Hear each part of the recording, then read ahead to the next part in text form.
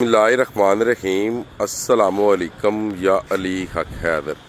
उम्मीद करना तुसीं सारे भरा ठीक होवो। अल्लाह ताला तुहानूं सारिਆਂ ਨੂੰ ठीक रखे। तो आंदे ना जी मत जिहड़ी ਉਹ ਮੁੱਲ ਹੀ ਆਉਂਦੀ। पिछले साल सੱਟ ਹੋਈ ਸੀ ना कि ਵੇਖ ਲਓ ਸਾਡੇ ਇਲਾਕੇ ਦੇ ਵਿੱਚ ਸਾਰਿਆਂ ਬੰਦਿਆਂ ਨੇ ਜਿਹੜਾ ਮਾਲਦਾਰੀ ਜਿੰਨੀ ਵੀ ਹੈ ਨਾ ਟੋਟਲ ਇਹ ਵਹਿੰਦੇ ਹੋ ਪਏ ਇਹ ਸਾਰੀ ਜਨਾਬ ਬਾਹਰ ਕੱਢ ਲਈ। ठीक है ਇਹ ਵੇਖ ਸਕਦੇ अगर आ बन का हिसाब लाया जाए तो यह भी वेख लो सारी टोटल उन्हें उच्चे बन से आ गए। ठीक है उच्चे बन से आ गए ने मगर हुण गल ये वे कि अगर राती पानी आ जाता जिस तरह हुण 2,05,000 चल रहा हुण बाद का तो नहीं मैसेज कितना पानी हो जाता। ठीक है अगर पानी ज़्यादा आ जाता फिर तो डंगर नहीं सन निकलने फिर तो जाने सन इधर गई यह सैड से असी इस मौजूद हाँ शहबाजपुर ब्रिज से। ठीक है उन्हें वेख लिया समझदारी की ते उन्हें अपने माल मवेशी सारे बाहर काढ़ ले ने। बराए मेहरबानी हैड मराला तो लग के हैड कादराबाद तक उधरों त्रिमू तक जिन्ने भी भरा दरियावां ते रहने वाले हो किनारियां ते रहने वाले हो अपनी मालदारी जिहड़ी वो उच्चियां जगह ते लै जाओ मेहरबानी करके ताकि तुहाडी यही वो मालदारी है जिन्होंने बचाया जा सके तुहानूं बचाया जा सके।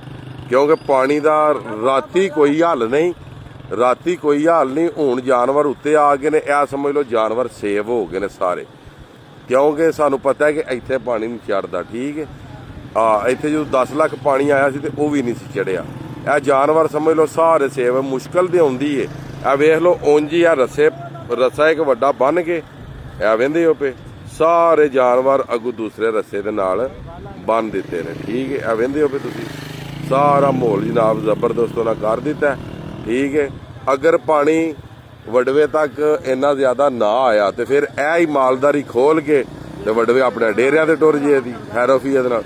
ते अगर असी यह मालदारी अपनी रखीए डेरे ते राती पानी आ जाए तो फिर बंदे ने किहड़े पासे जाना है। जिथों तक कैमरे की नज़र जा रही है ना सारी मालदारी जिहड़ी है वो बन ते आ गई है जिहड़ा हिफाजती बन ने उत्थे सारी मालदारी आ गई उत्ते। इस गल्ले करके भरा दरियावां च रहिंदे हो अपनी मालदारी कढ के ते ऐसे तरीके दे नाल ही उच्चियां जगह ते लै आवो। अगर पानी आया तां भी बच जाओ ते अगर ना आया तो सुबह उठ के वापस डेरियां ते टुर जिओ।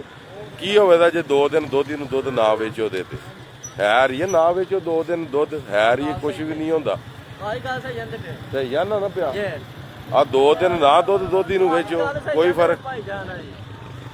बाकी ये वे कि अपनी दी फाज फरमाओ तो माल सारा कढ़ के किनारियां ते लै आओ।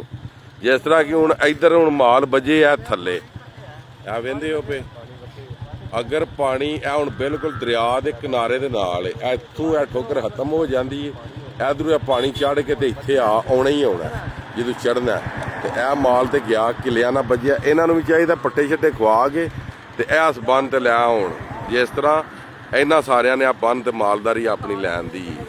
ठीक है जी बाकी मज़ीद वीडियो तो अज का विलोग करने खत्म मैनू दो इजाजत। नैक्सट वीडियो होने तक ज़्यादा ज़्यादा अपना ख्याल रखियो अपन खास दुआवां दे मैनू याद रखियो तो इंशाअल्लाह मिलने जनाब किसी नैक्सट वीडियो के नाल। अल्लाह हाफिज़ फी मान अल्लाह।